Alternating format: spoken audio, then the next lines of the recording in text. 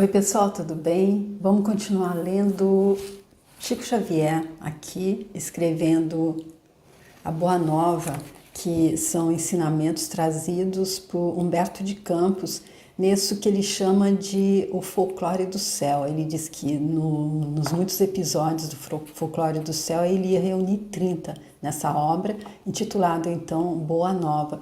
E esse é o segundo livro preferido de Chico Xavier, de acordo com o que eu li. O primeiro seria Paulo e Estevão, que foi editado por Emmanuel e faz parte daquela série Romances de Emmanuel.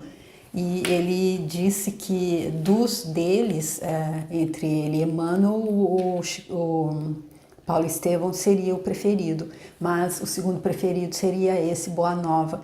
E aí eu quis trazer, porque eu pretendo fazer toda a série dos romances, porém eu quis trazer esse Boa Nova exatamente por ser um dos livros preferidos de Chico Xavier, para entender por quê. Porque Humberto de Campos, ele traz então aqui, desde o início ali, um pouco antes da chegada de Jesus Cristo, depois ele mostra um pouco dali da infância dele, quando ele brincava ali com João Batista, e já as mães deles, Isabel e Maria, Maria e Isabel respectivamente, já entendiam que era uma brincadeira que parecia ser tá muito distante de uma brincadeira de meninos na idade deles. Uma brincadeira muito mais iluminada, digamos. E depois ele traz então ali, desde quando ele começou a procurar os discípulos, até as primeiras passagens, as primeiras pregações, onde ele já vai trazendo as primeiras lições, ensinando a eles o que é que eles teriam que enfrentar depois da passagem dele, como seria difícil a jornada da divulgação da Boa Nova, do Evangelho, porém que ele estaria sempre ao lado deles. Então, os 2 últimos capítulos, nós vimos então o 12º, que foi Amor e Renúncia, onde exatamente aconteceu esse diálogo entre ele e Simão Pedro com respeito àquele episódio das bodas de Caná, quando ele transformou água em vinho, e ele perguntou se isso não seria então dando ali fomentando um vício, até não foi com essas palavras, mas é isso que ele perguntou, de uma festa mundana. E aí Jesus Cristo explicou a ele então que era uma forma de comemoração, e quando a gente tem aquele amor fraternal realmente, a gente quer estar comemorando com os nossos amigos em uma oportunidade como um casamento. E também ficou muito claro o simbolismo de tudo isso. Que a gente vê até também, a gente se lembra que Moisés também transformou a água do rio Nilo, um pouco da água do rio Nilo, não toda, em sangue, não foi? Quando ele também estava chegando para trazer os 10 mandamentos. Então, um simbolismo de uma comemoração, para marcar também o momento que ele está chegando com a Boa Nova, essa grande Boa Nova que não veio, como ele diz no livro Paulo e Estevão, substituir as leis mosaicas, os 10 mandamentos, mas sim trazer luz e trazer complementação para essa lei. A complementação é aquela de que é o amor fraternal, amar incessantemente, amar incondicionalmente, ao invés da lei de Talião, olho por olho, dente por dente. E então, ainda assim, Pedro continuou, depois que ele explicou, ele disse, mas e quando os amigos nos viram as costas ou alguma coisa assim, não correspondem? Aí Jesus Cristo diz isso: Pedro, o amor verdadeiro e sincero nunca espera recompensas. A renúncia é o seu ponto de apoio, como o ato de dar é a essência da sua vida. A capacidade de sentir grandes afeições já é em si mesma um tesouro. A compreensão de um amigo deve ser para nós a maior recompensa. Todavia, quando a luz do entendimento tardar no espírito daqueles a quem amamos, deveremos lembrar-nos de que temos a sagrada compreensão de Deus, que nos conhece os propósitos mais puros. Ou seja, antes de tudo e qualquer coisa, de todo e qualquer amor que a gente pode nutrir por quem quer, o que quer que seja, está acima de tudo então aquele amor de Deus que a gente deve nutrir a Deus, como ele mesmo disse, amar a Deus sobre todas as coisas e ao próximo como a você mesmo. Então, porque com Deus a gente não vai ter nenhuma desilusão, ele nunca vai nos decepcionar. Então eu acredito que seria esse então o recado aqui desse então 12º capítulo, Amor e Renúncia. E o 13º foi Pecado e Punição, que ele traz então a história ali daquela adúltera que o pessoal levou ela ali para ser punida, como diziam as leis, como determinavam as leis romanas, as leis mosaicas, que ela deveria ser apedrejada. E quando eles levaram então para Jesus Cristo, ele perguntou, como toda essa parte tão conhecida, né? Aquele que não tiver nenhum pecado, atire a primeira pedra. E ainda assim, os discípulos, depois que todos saíram, os discípulos ficaram ali sem entender por que ele não tinha mandado que ela fosse apedrejada, já que ela tinha pecado contra a lei. E aí então ele disse que ela já tinha, ela não precisava ter sido apedrejada, ela já tinha sido, ela mesma já tinha se condenado, ela mesma já tinha plantado para ela aquilo que ela iria colher. Não precisava, ele diz, ninguém pode contestar que ela tenha pecado. Quem estará irrepreensível na face da terra? Há sacerdotes da lei, magistrados e filósofos que prostituíram suas almas por mais baixo preço, contudo ainda não lhes vi os acusadores. Então, dizendo que ela estava aqui num mundo, num local onde eu acredito que ele quis dizer com isso que a consciência de todos está realmente fazendo essas coisas, que se a gente fosse levar a ferro e fogo, todos então deveriam ser, e que haviam muitos que não tinham os acusadores, que eram esses sepulcros caiados, e ela, a gente não sabia o que ela tinha passado já para estar chegando a tal estado. E aí ele diz também que quando Tiago pergunta também por que é que Deus pune os filhos, aí ele diz: acreditas, Tiago, que Deus desça de sua sabedoria e do seu amor para punir seus próprios filhos? Ou seja, somos nós que nos punimos, entre aspas, quando a gente não pratica aquilo que Jesus Cristo veio ensinar, e assim a gente vai plantando coisas difíceis para a gente mesmo colher. Mas eu acredito que Jesus Cristo e Deus ficam ali olhando, vendo a gente plantando coisas tristes para colher e depois colhendo coisas tristes com muita tristeza. Eu acredito que é isso, e tentando nos ajudar, apenas isso. Nunca, jamais, de jeito nenhum, nos punindo. Nesse 14º episódio, o título é A Lição a Nicodemos. Em face dos novos ensinamentos de Jesus, todos os fariseus do templo se tornavam de inexcedíveis cuidados pelo seu extremado apego aos textos antigos. O mestre, porém, nunca perdeu o ensejo de esclarecer as situações reais difíceis com a luz da verdade que a palavra divina dele trazia ao pensamento do mundo.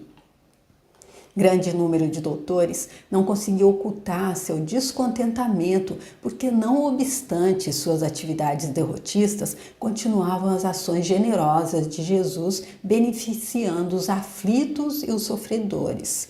Ou seja, eles estavam desapontados, esses doutores da lei da época, porque apesar deles estarem combatendo ferozmente as ações generosas de Jesus, Cristo beneficiando os aflitos e os sofredores continuavam.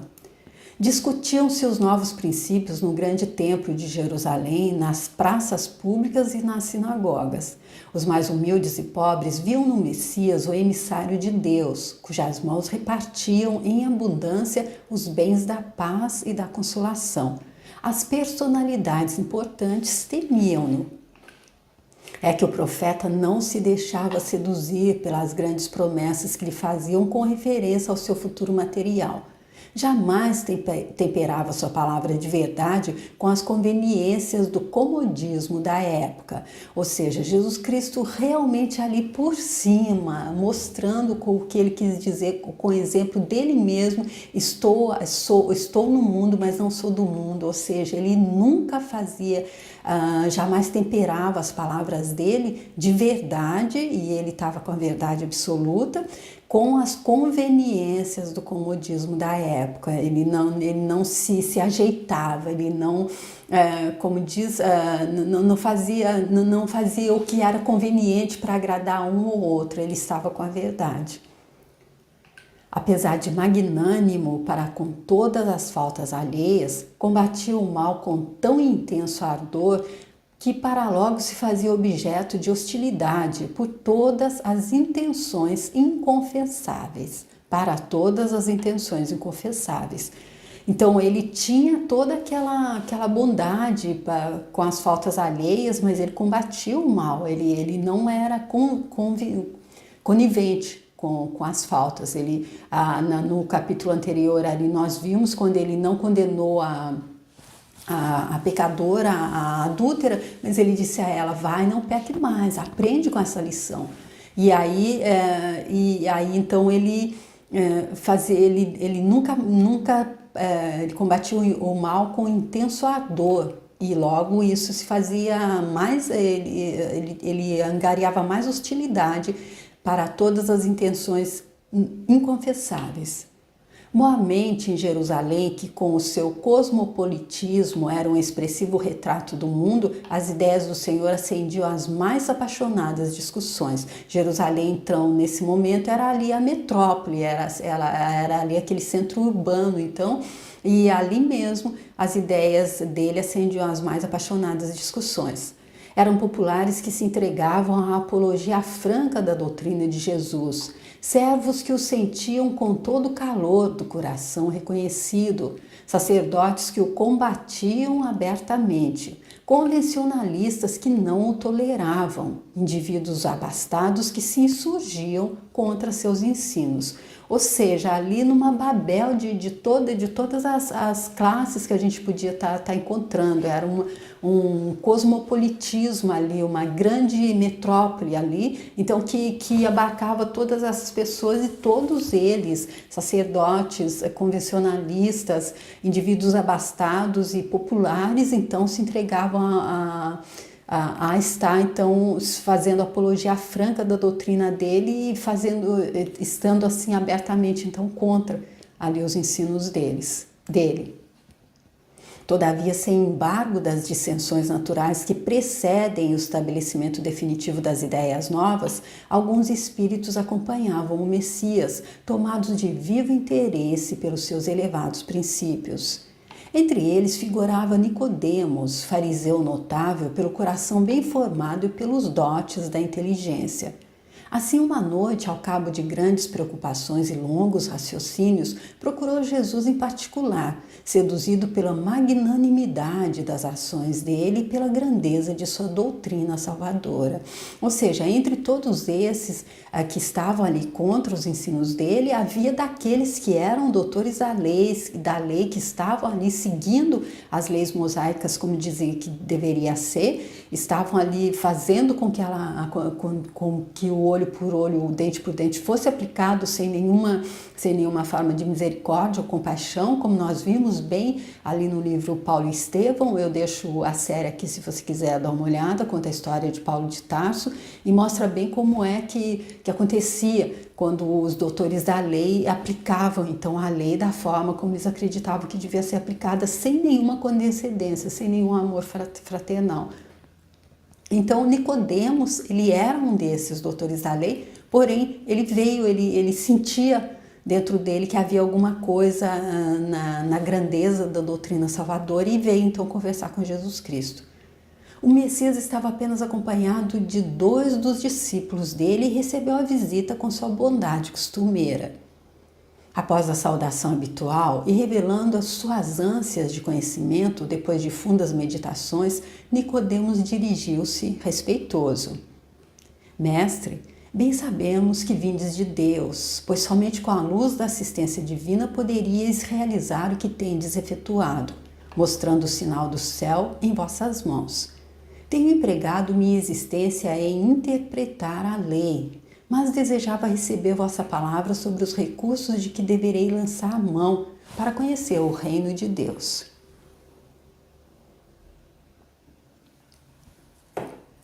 Então aqui ele já chega mostrando que ele está disposto a então receber o reino de Deus. Ele pede a ajuda de Jesus Cristo. Então, o que é que ele deve lançar a mão, já que ele passou a vida dele então ali interpretando a lei, porém que agora ele deseja receber a palavra que ele vê que ele traz o sinal do céu, para que ele possa conhecer o reino de Deus.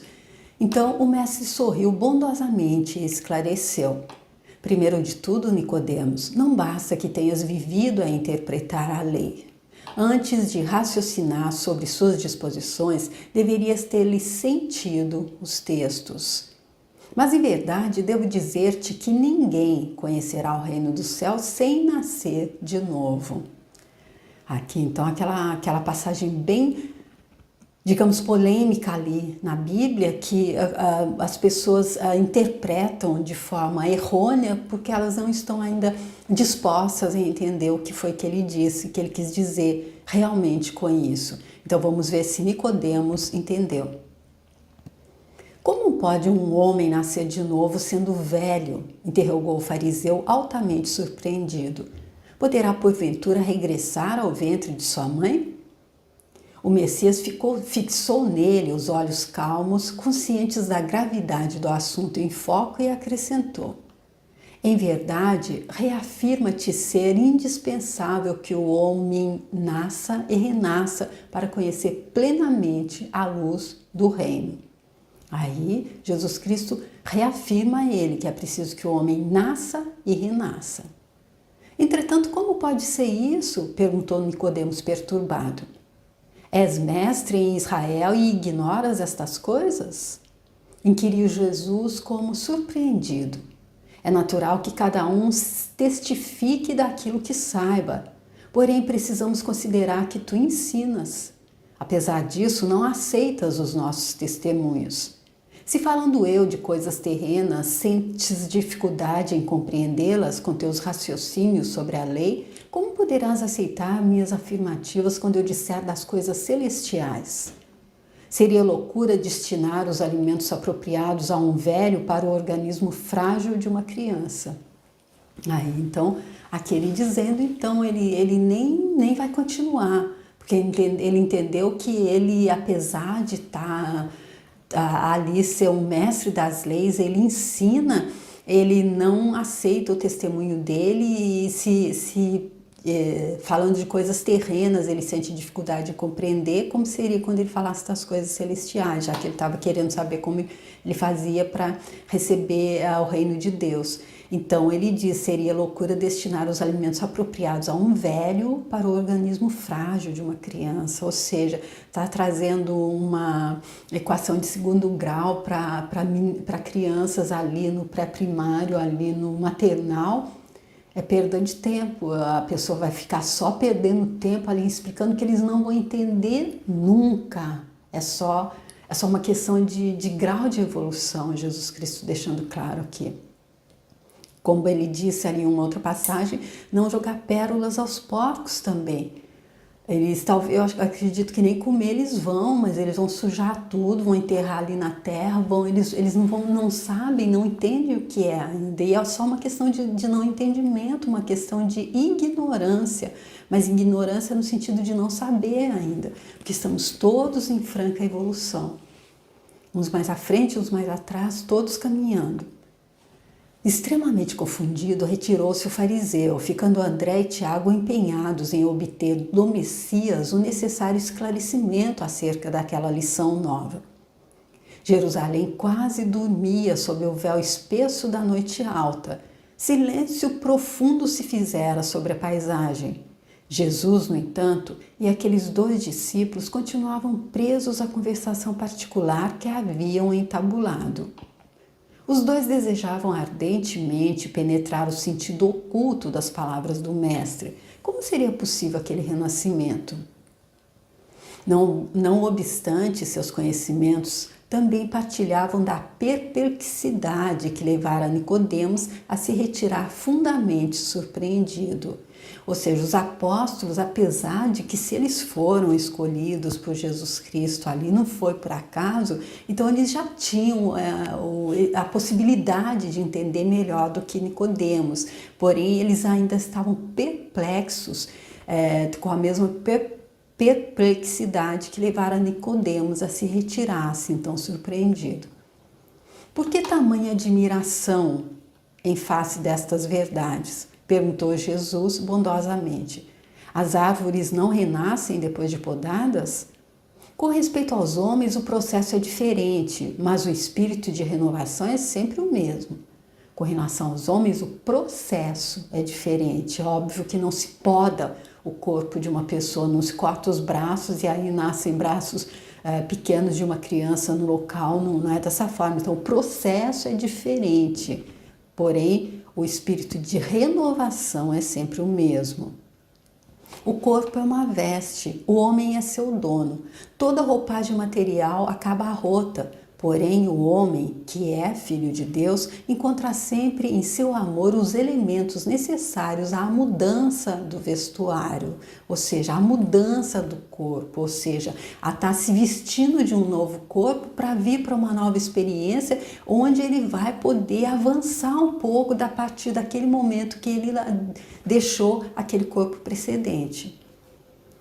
A morte do corpo é essa mudança indispensável, porque a alma caminhará sempre através de outras experiências até que consiga a imprescindível provisão de luz para a estrada definitiva no reino de Deus, com toda a perfeição conquistada ao longo dos rudes caminhos. Então, a morte do corpo, ela é essa mudança indispensável para que haja outras experiências, porque eu acredito que em outros planos, em outros locais, a gente nem precise desse corpo denso que a gente traz aqui, que eu já vi pessoas em experiência de quase morte, dizendo que quando os que se viram fora do corpo, quando voltaram, a experiência de entrar novamente no corpo foi uma experiência assim muito difícil, porque elas se sentiram colocando a mão em uma luva muito apertada, ou seja, muito desconfortável. Então aqui, nessa etapa que nós estamos, nós precisamos desse corpo. E que graças a Deus que Ele nos deu esse corpo, que no nosso caso é um corpo saudável. Quando não é saudável, não é um parêntese só aqui, não é como que diz, um castigo divino. Todos nós, quando fomos lançados, digamos, nós viemos com o nosso corpo saudável, mas é a nossa compreensão, a nossa forma de viver, o nosso livre-arbítrio é que faz com que nós possamos vir com ele menos saudável. Porém, isso não é tão importante nesse momento. Aqui a gente está falando, então, dessa necessidade de se fazer essa mudança para, então, ir fazendo essa caminhada através de outras experiências até que se consiga a imprescindível provisão de luz para, então, estar voltando para o Pai, estar voltando de onde nós partimos. André sentiu que uma nova compreensão lhe felicitava o espírito simples e perguntou: Mestre, já que o corpo é como a roupa material das almas, por que não somos todos iguais no mundo? Vejo belos jovens junto de aleijados e paralíticos. Acaso não tenho ensinado, disse Jesus, que tem de chorar todo aquele que se transforma em instrumento de escândalo? Então aqui ele respondendo a André, que disse, como é que pode então vir alguns, muita gente diz, mas que Deus é esse que faz um ali perfeito, digamos, em termos de fisiológicos do corpo físico mesmo, com os braços, as pernas, e faz outros. E tem uma pessoa na internet mesmo que ele não tem, ele só tem o tronco, ele não tem os braços nem as pernas, e tem várias.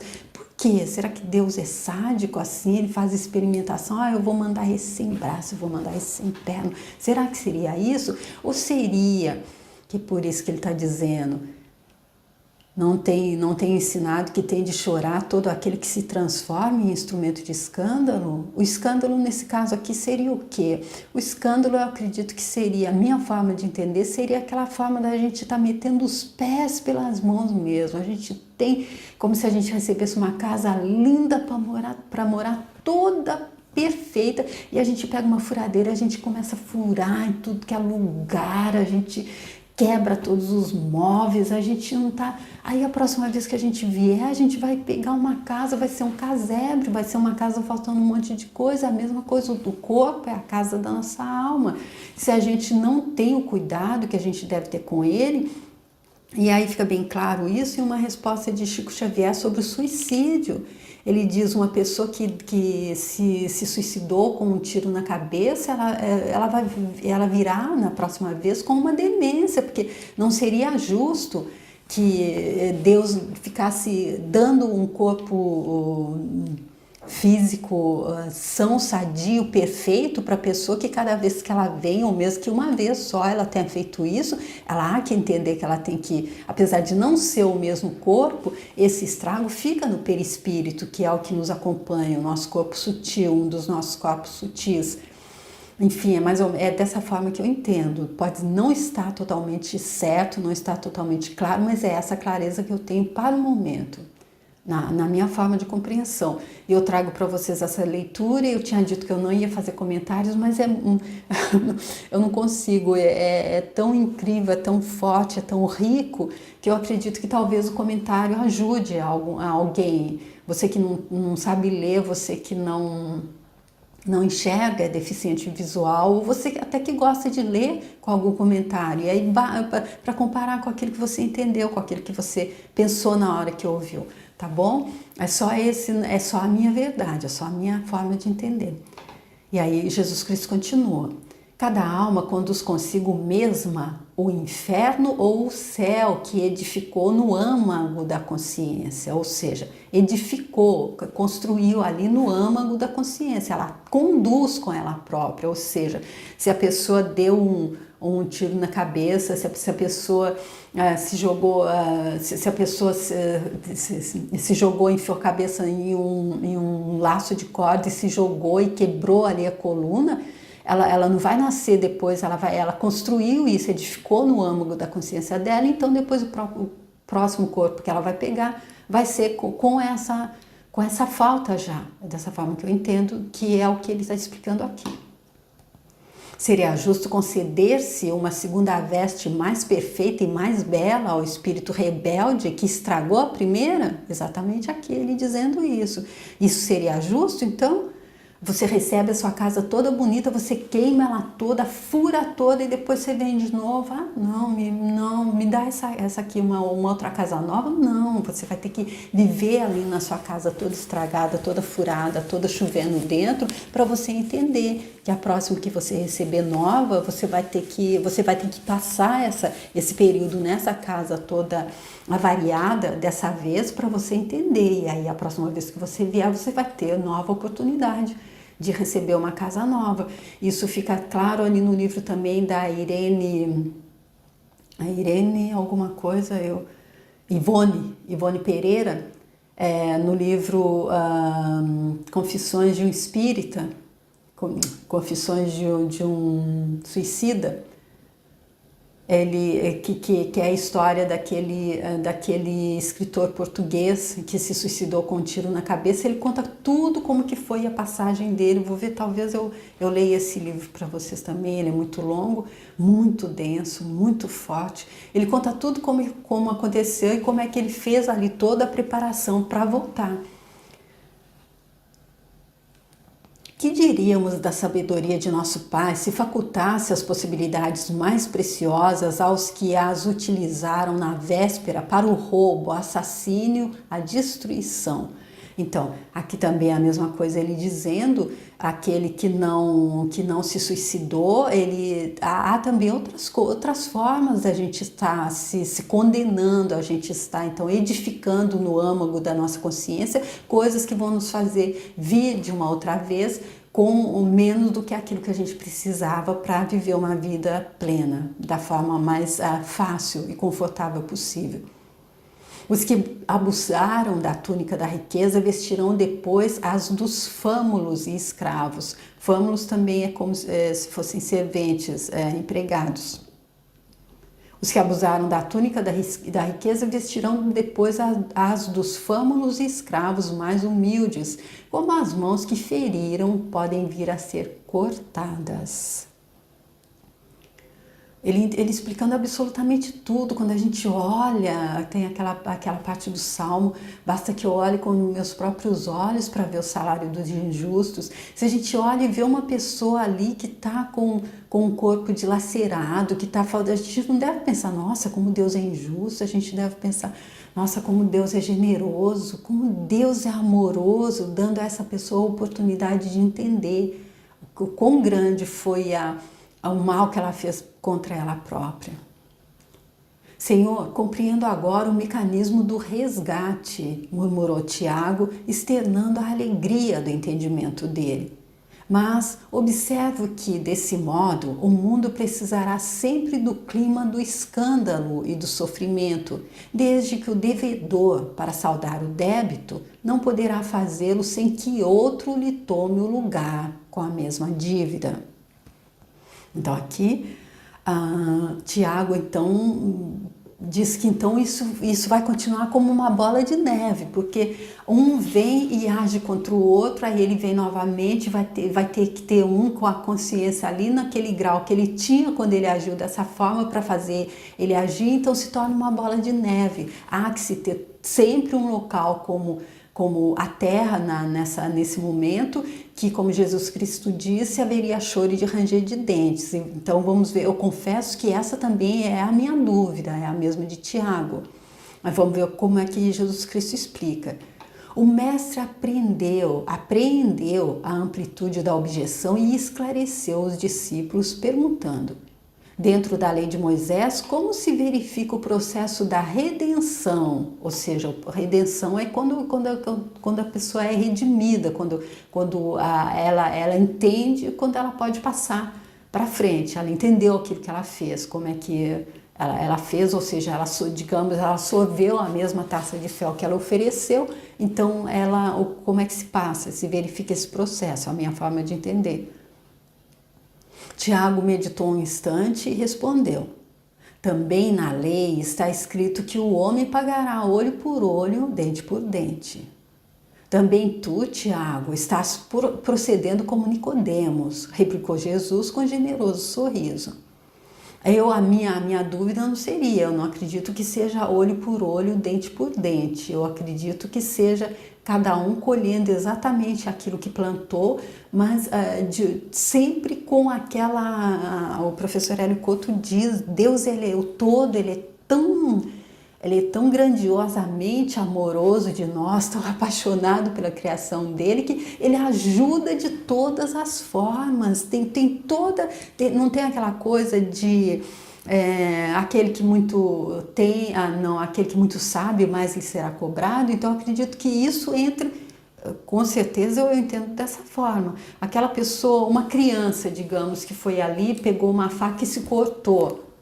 E aí aconteceu ela não sabia, ela não tinha consciência, mas um adulto que foi ali, pegou a faca e se cortou deliberadamente para tirar a própria vida, o que vai acontecer com um realmente diferente em proporção e em tudo, é só uma forma de um exemplo que eu acredito que é dessa forma que eu entendo. Então não seria olho por olho, dente por dente.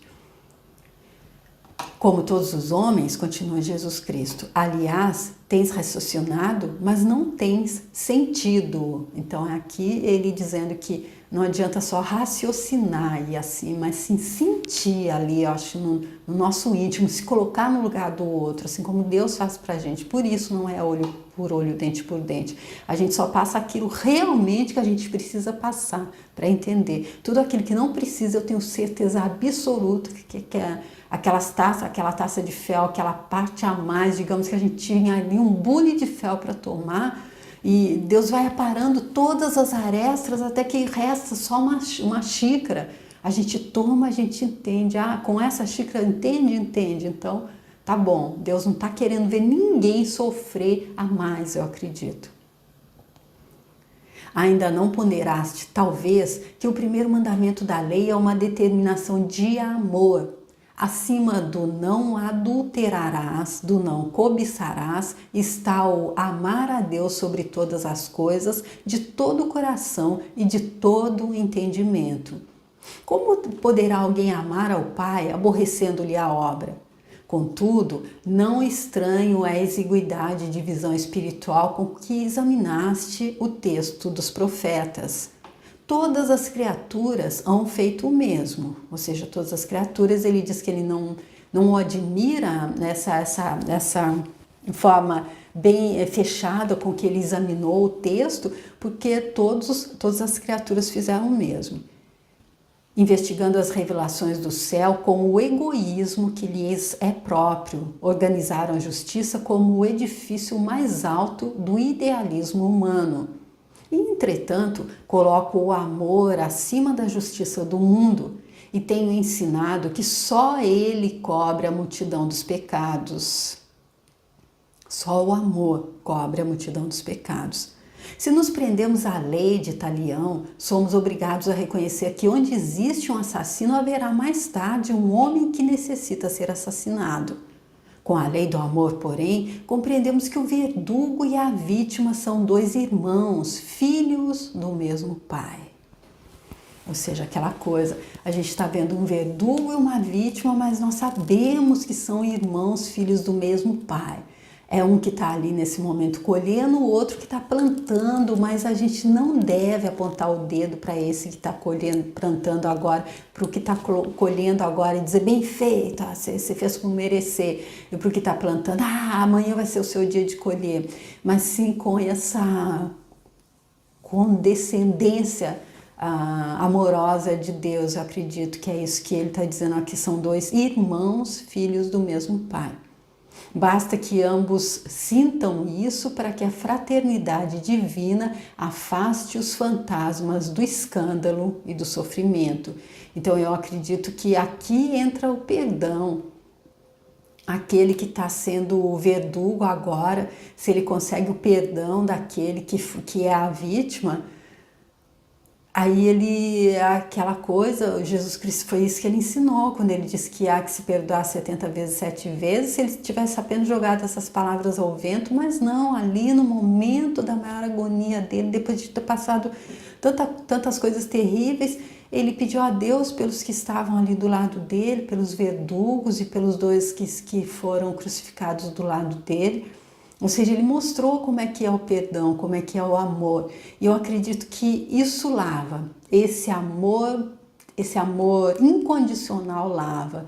Porém, eu acredito que antes de chegar a esse amor incondicional, a gente tem que passar por muitas situações de tomar a taça de fel que a gente ofereceu, até que a gente entenda. Infelizmente é dessa forma que funciona com a gente, infelizmente ou felizmente, porque a borboleta, se ela for tirada do casulo antes dela ter feito todo o esforço, antes dela ter passado todo aquele período ali na escuridão solitária, vai saber o que se passa ali com ela nesse tempo de solidão entre ela e ela mesma. Se alguém chegar ali e abrir o casulo, ela não vai viver, porque ela não teve tempo de fortalecer as asas. Então, felizmente que seja dessa forma, que a gente vai despertando, mas que a gente vai entendendo que enquanto a gente não despertou para esse amor maior, a gente vai colhendo aquilo que a gente plantou, e aí vai sendo assim, um olho por olho, dente por dente, entre aspas, porque Jesus Cristo disse, ele não veio tirar a lei, ele veio aperfeiçoá-la, ou seja, o olho por olho, dente por dente acontece enquanto a gente não entendeu o aperfeiçoamento que ele trouxe para a lei, que é o amor fraternal, que é o amor incondicional que ele veio nos ensinar. Ante as elucidações do mestre, os dois discípulos estavam maravilhados. Aquela lição profunda esclarecia-os para sempre. Tiago, então, aproximou-se e sugeriu a Jesus que proclamasse aquelas verdades novas na pregação do dia seguinte. O mestre dirigiu-lhe um olhar de admiração e interrogou: será que não compreendestes? Pois se um doutor da lei saiu daqui sem que eu lhe pudesse explicar toda a verdade, como queres que proceda de modo contrário para com a compreensão simplista do espírito popular? Alguém constrói uma casa iniciando pelo teto o trabalho? Ou seja, antes de edificar toda a estrutura, depois as paredes, dá para colocar o teto antes? Ou seja, aquela coisa que ele já disse, dá para estar oferecendo então uma comida super sofisticada, que precisa de órgãos ali transformadores, digestivos já totalmente desenvolvidos a um bebê? Além disso, mandarei mais tarde o Consolador, a fim de esclarecer e dilatar meus ensinos. E aqui Essa parte aqui é aquela parte que quem não entendeu, quem ainda não consegue entender, quem ainda está realmente ali, literalmente, no olho por olho, dente por dente, aquele que não fizer, não for bonzinho, não seguir essa religião que eu estou seguindo, vai para o inferno mesmo. Aquele não entendeu quem é o Consolador, que Jesus Cristo falava aqui, que na minha forma de entender é a doutrina que foi codificada por Allan Kardec e Chico Xavier. Tudo que está nos livros de Allan Kardec e Chico Xavier ressona perfeitamente com aquilo que eu sinto no meu íntimo, que eu entendo. Eu que faço parte, que fui batizada e criada a minha vida inteira em uma igreja, na igreja católica, que não admite reencarnação, que a simples palavra espiritismo evoca pensamentos de natureza que não são da luz, de acordo com o que eu entendi lá. Então, eu sempre tive isso no meu fundo, no âmago da minha alma. Então, eu acredito piamente que aqui esse Consolador são essas elucidações que os livros de Chico Xavier, Allan Kardec traz para a gente entender que não é só essa vez, não há céu e inferno, todo mundo saiu de Deus e todo mundo volta para Deus. Demore quanto tempo voltar. Buda, Siddhartha Gautama, disse que ele só entrará, atravessará, passará as portas do céu depois que ele vir a nuca do último homem entrando. E esse último homem, ele não está separando o Hitler, os ditadores, o cara lá, como diz o professor Hélio Couto, o responsável pelo campo de concentração. Não, é toda a criação. Como se fosse lá a Arca de Noé, depois que todos os seres vivos entrarem, que vão ser salvos do dilúvio, depois que todo mundo entrar, ele entra, porque aí a porta do céu pode fechar. Então, é isso que o Consolador traz, que todo mundo volta para o Pai, todo mundo volta para a luz, apesar de, às vezes, se perder aqui nessa realidade dual, do relativo, onde há luz e sombra. Se perde por um tempo, mas todo mundo se encontra. Eminentemente impressionados, André e Tiago calaram as derradeiras interrogações. Aquela palestra particular entre o Senhor e os discípulos permaneceria guardada na sombra leve da noite em Jerusalém. Mas a lição a Nicodemos estava dada. A lei da reencarnação estava proclamada para sempre no Evangelho do Reino.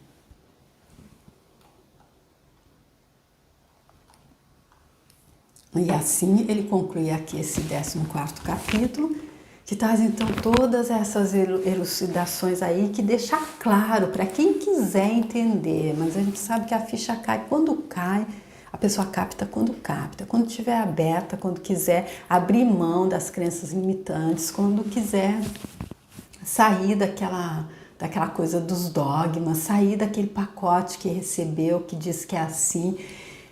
E apesar de não estar dando certo, ela insiste que é assim, aquela coisa que julgar, então aquele que não está fazendo como eu faço, aquele no final não vai ser punido, mesmo que pensar que uma pessoa vai poder, eu vou para o céu com Deus, bonitinha, porque eu segui os dogmas, e o outro ele vai ficar ali gritando eternamente no inferno. Meu Deus, só isso de pensar para mim, como é possível? Onde é que parte da mensagem de Jesus Cristo que a gente não entendeu enquanto a gente ainda pensa assim, não é? Mas que ótimo que todo mundo leva o tempo que levava a entender o que é que Jesus Cristo veio ensinar.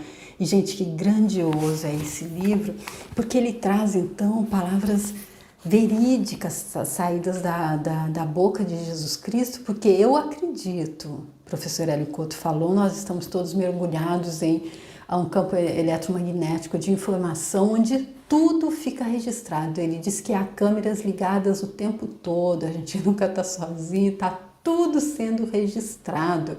A gente que, se eu estou assim na frente dos outros sendo uma coisa e atrás eu sendo outra, aquilo que eu sou realmente está tudo sendo registrado. E ali todas essas palavras foram registradas, e eu tenho certeza que Jesus Cristo, Deus, permitiu a Humberto de Campos ir lá e pegar isso nos registros acásticos e trazer para a gente que a gente possa entender da própria, nem é como os evangelhos mesmo, que foram escritos pelos discípulos. Aqui a gente está vendo coisas ditas diretamente de Jesus Cristo. Eu, pelo menos a minha forma de acreditar, um livro genuíno, é verídico, é verdade. Eu acredito. A minha forma, apenas o meu ponto de vista.